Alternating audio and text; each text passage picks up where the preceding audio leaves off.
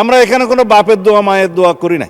এখন এতদিন পর্যন্ত শুনতাম মায়ের দোয়া পরিবহন আছে, আজকে মাননীয় সদস্যের কল্যাণে দেখলাম বাপের দোয়া কমিটিও আছে।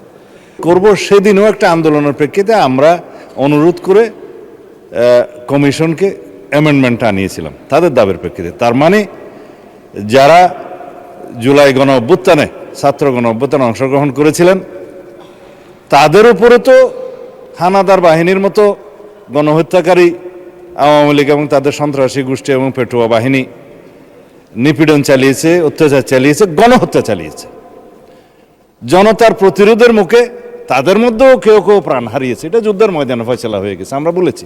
সুতরাং তাদেরকে সাংবিধানিক এবং আইনি সুরক্ষা দেয়া দরকার। সেই প্রেক্ষিতে এই আইনটা, অধ্যাদেশটা ইন্টারিম গভর্নমেন্ট প্রণয়ন করে সবার মতামতের প্রেক্ষিতে। হ্যাঁ, এখানে যদি আপনি সংশোধন আনয়ন করতে চান, মাননীয় সদস্যের উদ্দেশ্যে বলছি, সেটা সেকেন্ড রিডিং মধ্যে আপনি সংশোধনে আনতে পারতেন, আগে নোটিশ দিতে পারতেন, সেই সংশোধনীগুলো নিয়ে আমরা আলাপ করতে পারতাম। সেটা এক্সট্রা স্টেজ। এখন বিল উত্থাপনের পরে বা উত্থাপনের অনুমতি চাওয়ার পরে আপনি পারেন বিধি মোতাবেক ৭৪, ৭৫, ৭৬ বিধিতে পারেন, কিন্তু এর প্রেক্ষিতে আমার যে জবাবগুলো আজকে দিতে হবে ফর রেকর্ড, সেই জবাবগুলো আমার বলা উচিত, জবাব দেওয়া উচিত। এখানে ক্রিকেট কন্ট্রোল বোর্ড কিভাবে আসলো? মাননীয় স্পিকার, বাংলাদেশ ক্রিকেট কন্ট্রোল বোর্ডের ইন্টারিম গভর্নমেন্টের সময় তৎকালীন ক্রীড়া উপদেষ্টা ক্ষমতার প্রয়োগ করে সারা বাংলাদেশের জেলা কমিটিগুলোকে প্রভাবিত করে সেভাবে নিয়ে আসে। বাংলাদেশে যেগুলো রেজিস্টার্ড ক্লাব ছিল তাদের কাউন্সিলরদেরকে, হ্যাঁ, তাদেরকে প্রভাবিত করে সরকারি ক্ষমতা প্রয়োগ করে এবং হাইকোর্টে যে রিটটা দাখিল করা হয়েছিল সেটা হার্ড না করে পেন্ডিং রেখে, এখনো still it is pending with the chamber court I think, করে সর্বোচ্চ ক্ষমতা প্রয়োগ করে একতরফাভাবে ক্রিকেট বোর্ডের একটা বোর্ডিং করা। তার প্রেক্ষিতে বর্তমান গণতান্ত্রিক সরকার মাননীয় ক্রীড়ামন্ত্রীর নেতৃত্বে তিনি একটা ইনকোয়ারি বোর্ড করে দিলেন কি কি অনিয়ম হয়েছে না হয়েছে ফাইন্ড আউট করার জন্য।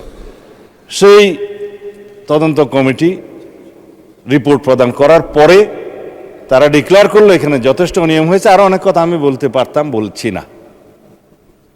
তারপরে সেটা ডিজলভ হয়েছে, ডিজলভ হওয়ার পরে একটা ক্রিকেট কন্ট্রোল বোর্ড হয়েছে, আহ্বায়ক কমিটি হয়েছে, অ্যাডক কমিটি। কাকে দিয়ে হয়েছে?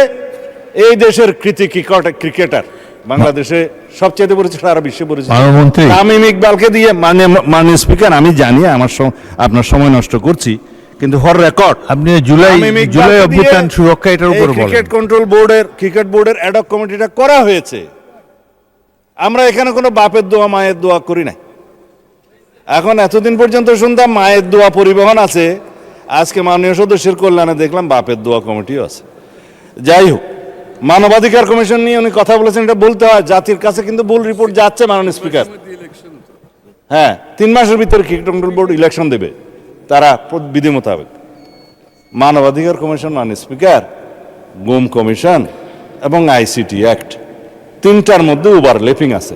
আইনমন্ত্রী পরিষ্কার করে কয়েকদিন আগে বলেছে আমরা একটা স্বাধীন মানবাধিকার কমিশন করতে চাই যার সাথে মিল থাকবে গুম আইনের, যার সাথে মিল থাকবে আইসিটি আইনের। কারণ গুমের কারণে যে বিচারটা আইসিটি কোর্টে এখন করা হচ্ছে, আইনটা পরিবর্তন করে, যার সাজা যাবজ্জীবন এবং মৃত্যুদণ্ডও আছে খুব সম্ভবত। ইনভেস্টিগেটিং এজেন্সি তাদের আছে, প্রসিকিউশন টিম আছে, তদন্ত টিম আছে। তারা প্রসিকিউশন যখন একটা চার্জশিট দাখিল করে, ওরা বলা হয় ফ্রেমিং অফ দি চার্জের আগে ফর্মাল চার্জ দাখিল করে। এই ফর্মাল চার্জ দাখিল করার পরে ইভেন সেই ইলেকশন করার জন্য আর উপযুক্ত থাকে না।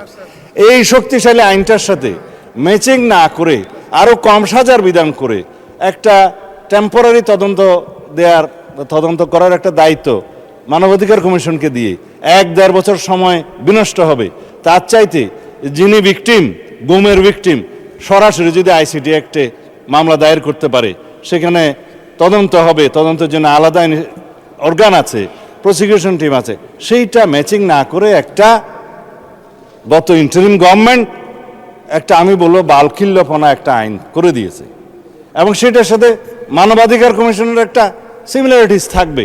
স্ট্রং মানবাধিকার কমিশন আমরা করতে চাই। এখন যে মানবাধিকার কমিশনকে যে সমস্ত ক্ষমতা দেওয়া হয়েছে তার সাথে স্টেক হোল্ডারদের আলাপ আলোচনা ছিল না। স্টেক হোল্ডারদের সাথে আলাপ আলোচনা করতে হবে। We have a hill tracts problem, বাংলাদেশে LGBTQ প্রবলেম আছে। আমাদের সামাজিক এবং অর্থনৈতিক এবং ধার্মিক সমস্ত কালচারকে মিলিয়ে তারপরে আমরা এই দেশের উপযোগী আন্তর্জাতিক মানসম্পন্ন ইনশাআল্লাহ মানবাধিকার কমিশন বিল আমরা এখানে আনবো, সেটা আমাদের কমিটমেন্ট। তার সাথে এগুলো বাধা দেওয়ার কিছু নেই। বিশ্ববিদ্যালয় এবং বাংলাদেশ ব্যাংক দখল কারা করেছিল মাননীয় স্পিকার ইন্টারিম গভর্নমেন্টের সময়, সেটা এই দেশের মানুষ জানে। বাংলাদেশ ব্যাংক কাদের নেতৃত্বে কিভাবে বাংলাদেশের অর্থনৈতিক নৈরাজ্য সৃষ্টি করেছে, আমরা মনে করেছিলাম বাংলাদেশের অর্থনীতিটা পুনরুদ্ধার করার জন্য তারা কাজ করবে, বিপরীত করেছে। আমরা এখন সাফার করছি। আর বিশ্ববিদ্যালয়, সমস্ত বিশ্ববিদ্যালয়ের ভাইস চ্যান্সেলর সহ অন্যান্যদেরকে কারা নিয়ন্ত্রণে নিয়েছিল মানুষ, এগুলো আমরা বলতে চাই না। এই ফ্যাসাদে আমরা যেতে চাই না। যাই হোক মানে স্পিকার, আমি বিল উত্থাপন করতেছি যদি আপনি অনুমতি দেন।